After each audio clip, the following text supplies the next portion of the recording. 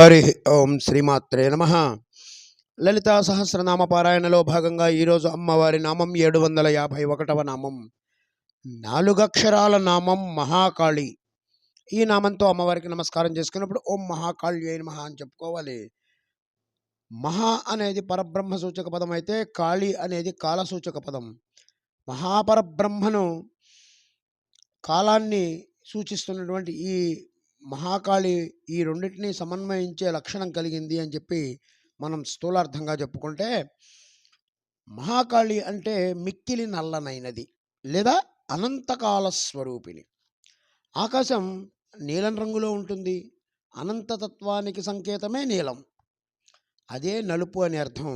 అదే కాళి అనంతాకాశ రూపిణి.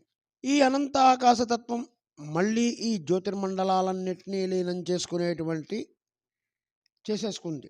అప్పుడు మిగిలేది ఏంటి?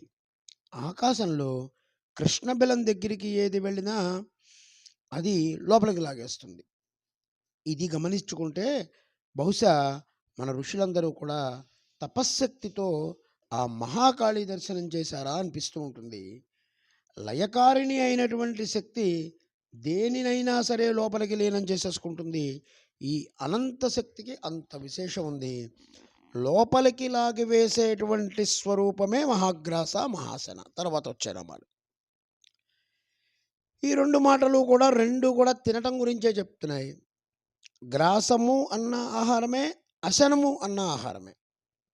అయితే రెండిటికి చిన్న తేడా ఒకటి ఉంది. ఒకేసారి ఉన్న బలంగా మింగేస్తే అది గ్రాసం, కొంచెం కొంచెం మింగుతున్నట్టుగా కనిపిస్తే అది అశనం. ఇప్పుడు ఈ మహాకాళి మొత్తం సృష్టిని అంతా కూడా తనలోకి లయం చేసేసుకొని సాక్షిభూతంగా చూస్తుంటున్నటువంటి తల్లిని మనం మహాకాళిగా చెప్పుకోవచ్చు. ఓం ఐం హ్రీం శ్రీం మహాకాళ్యై నమః.